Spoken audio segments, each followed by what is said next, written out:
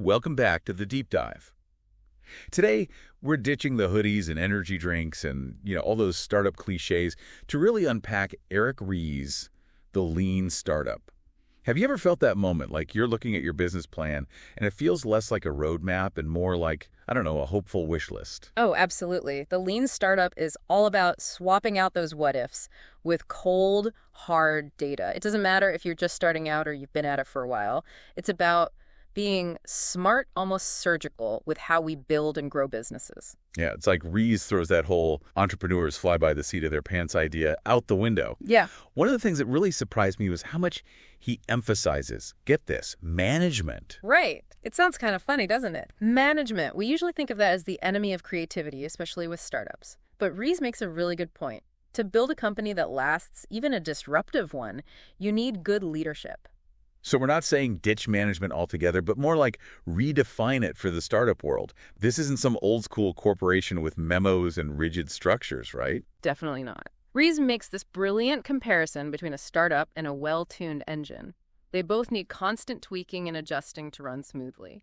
Every feature you add, every marketing campaign, even a simple email to your users, it's like making a tiny adjustment to that engine. Okay, I love this analogy already. So how does this engine work? What are the parts, and how do we tune them? Think about it like this. Your product, that's your engine, your internal combustion engine.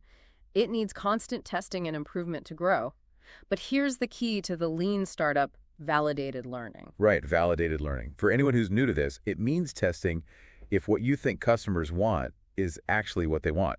No more relying on gut feelings. We want proof. Exactly. And it's not just about collecting data. You need to design experiments that actually prove or disprove your ideas. And this is where a lot of startups stumble. They skip the validation part and end up running in circles. And Ries uses his own experience with IMVU, his first company, to show this, right? Yeah.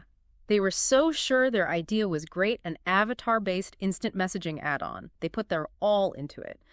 But when they launched it, crickets. Nobody wanted it, at least not how they thought they would. So what went wrong? Did they misunderstand their audience? They made a classic mistake.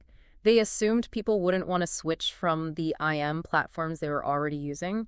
But after tons of customer interviews and just watching how people behaved, they realized they were totally wrong.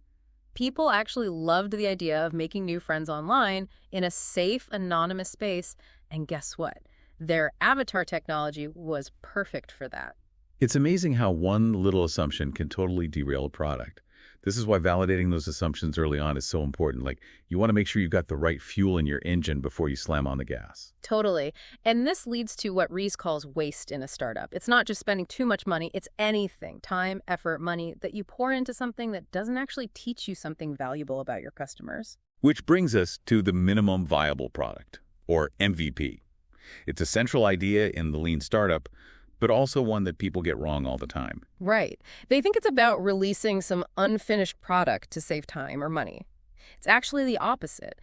It's about figuring out the absolute bare minimum you need to test your most important assumptions quickly and efficiently. So it's not about cutting corners. It's about laser focus. Got any examples of a good MVP? Think about Zappos, the online shoe store. They didn't start with some huge warehouse and a crazy logistics system. They started with a simple question: will people even buy shoes online? So they grabbed some pictures of shoes from local stores and threw them up on a basic website. Wait, so they were basically hand-delivering those first orders? Pretty much. It wasn't something they could do at a huge scale, but it gave them the answer they needed. Yes, people would buy shoes online. And that simple test, that's what a billion-dollar business was built on. Wow. That just shows you don't need fancy technology or a big team to validate your idea. What other examples come to mind? Dropbox is another great one. They had this incredible file syncing technology. But how do you get people excited about something so technical, right? Instead of some big marketing campaign, they made a simple 3-minute video showing how it worked.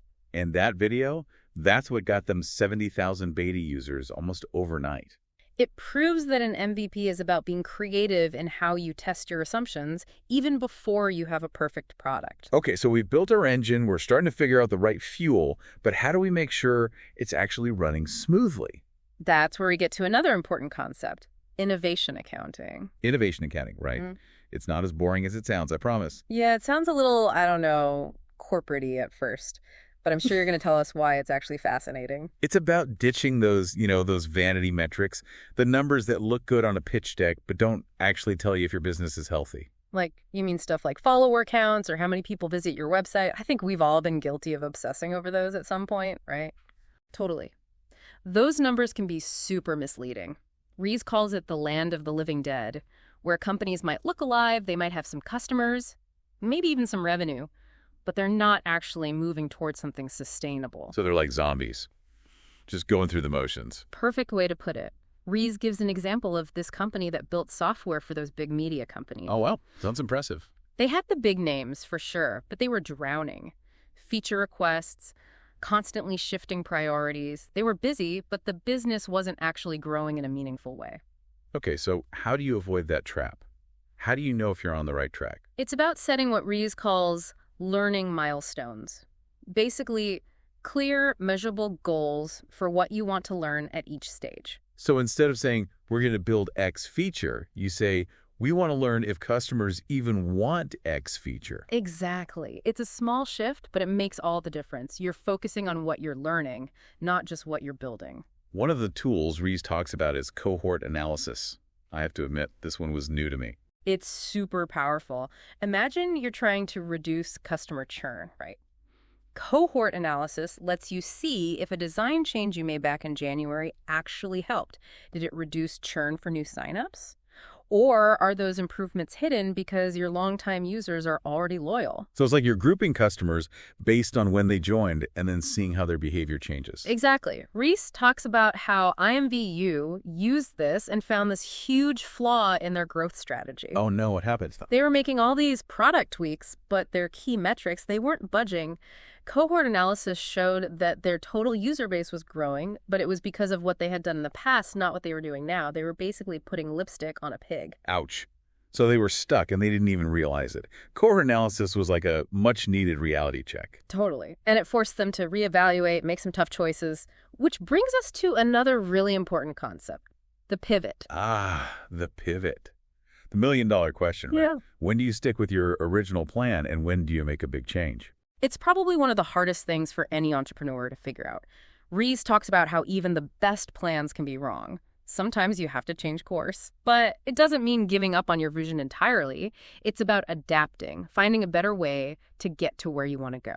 He uses the example of Vodafone, a startup that was trying to, revolutionize civic engagement. They had this vision of a social network, but only for verified voters. Right. And their first MVP, it showed them some pretty big problems. Yeah. People were signing up, but they weren't engaging with the platform. They tried making some changes, but the numbers didn't move.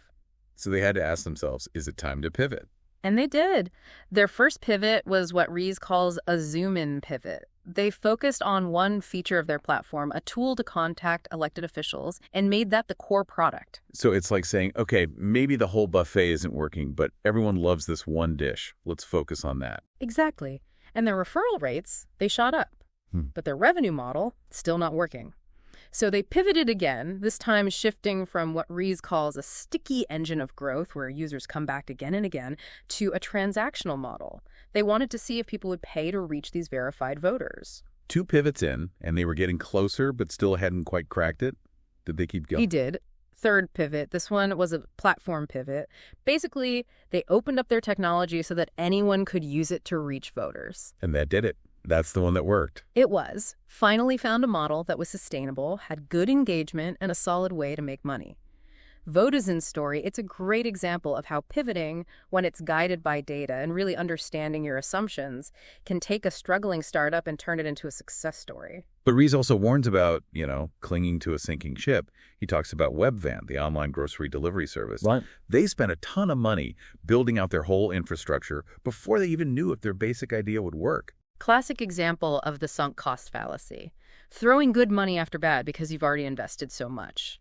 They had these complex warehouses, delivery trucks, everything, but they never proved that people actually wanted online groceries at that scale or that they were willing to pay for it. It's a good reminder that sometimes letting go, even when it's really hard, is the right thing to do. For sure. Ries says that being able to recognize when to pivot, that's what separates the entrepreneurs who succeed from the ones who just keep holding on to a failing idea. So let's say you have found a model that works. You're seeing some good traction. How do you grow quickly without losing that startup agility? That's where the ideas from lean manufacturing come in, right? Absolutely. And that's what we'll dive into after we take a quick break. So we're back, ready to inject some of that lean thinking into our startup strategies. I have to say, when I first heard about applying manufacturing ideas to something as fast-paced as a startup, I was a bit skeptical. Yeah, it seems kind of counterintuitive, doesn't it? But Ries actually makes a pretty convincing argument. He says one of the most powerful things you can do to grow faster is to adopt this small batch mindset. Okay, break that down for me. We always hear about economies of scale, right? The idea that doing things on a bigger scale makes them more efficient. How does that work with working in small batches? That's the really interesting part. Ries is kind of challenging that assumption, at least for startups. He uses Toyota as an example. They revolutionized manufacturing by ditching mass production and doing these smaller, more frequent production runs. So instead of baking one huge cake, it's more like managing a whole bakery's worth of production at once. Exactly. It's about breaking things down. When you work in small batches, you can spot and fix problems way faster. Ries actually uses the example of stuffing envelopes. Sounds strange, right? But it's actually faster to stuff one envelope at a time, do the whole process before you move on to the next one. I get it. It's like if you do everything assembly line style, one little mistake can mess up a whole bunch of stuff. Exactly. And this applies to so many things in a startup. Instead of designing an entire product and then testing it, you design and test individual features super quickly. Say you're building an app. Don't wait months for the perfect version. Release a really basic version, just the core features, and get feedback from real users immediately. So it's all about making that feedback loop faster, getting those validated learning cycles going as quickly as possible. Absolutely. That faster feedback, it helps you avoid wasting time on things your customers don't actually care about. And it keeps your team engaged because they're seeing the results of their work faster. I can totally relate to that. There's nothing more motivating than seeing your work make a difference in the real world. For sure. And Ries has these great examples of companies using this in all sorts of fields, from software to 3D printing. It's not about the tech itself, it's about changing how you think about the process. So how do we put this small batch thinking into practice? Where do we start? Ries talks about this really simple but powerful technique called the 5 whys. Ooh, I love a good actionable tool. Tell me more. It's all about being really curious, like a detective. Whenever you run into a problem, you ask why 5 times in a row. It forces you to dig deeper past the obvious stuff and find the root cause. Like those detective shows where they keep asking why until they finally figure out who did it. Exactly. Ries talks about how IMVU was having a hard time onboarding new engineers. They had this whole training program, but it wasn't really working. Sounds like a classic case of we've always done it this way, right? Right. But when they used the 5 whys, they realized the real issue was that new engineers weren't getting enough hands-on experience. They were stuck with all this theory instead of actually writing code. So the solution wasn't to just tweak the program. It was to totally rethink how they brought new people on board. Exactly. They started giving new engineers real tasks right away from day one. It was a little bit of a sink or swim approach, but it helped people learn faster and be more engaged. It's about being okay with failure as long as you learn from it. Which brings us back to building that adaptive organization we talked about. Exactly. It's about building a company culture that embraces experimentation and adjustment. Ditch the fear of failure. Celebrate the learning process. Ries talks about setting up innovation sandboxes, these spaces where teams can experiment without worrying about messing up the main business. It's about recognizing that sometimes the best ideas come from outside the usual way of doing things. So as we wrap up our deep dive into the lean startup, what are the key takeaways you hope our listeners will remember? The biggest one. Building a successful startup isn't about having all the answers on day one. It's about being okay with not knowing everything, testing your ideas, and learning as quickly as you can. It's like being a scientist with your business, always experimenting, trying new things, and adjusting based on data and what your customers tell you. And remember, these ideas aren't just for new startups. Even big companies can use these lean startup principles to be more agile, more innovative, and more responsive to change. It's about making learning and adaptation part of your company's DNA, no matter how big or small you are. We hope this deep dive gave you some helpful tools and a fresh perspective on what it takes to thrive in the world of startups. Now we want to hear from you. What resonated with you? What experiments are you ready to try? Head over to our website or find us on social media and let us know. Until next time, happy experimenting.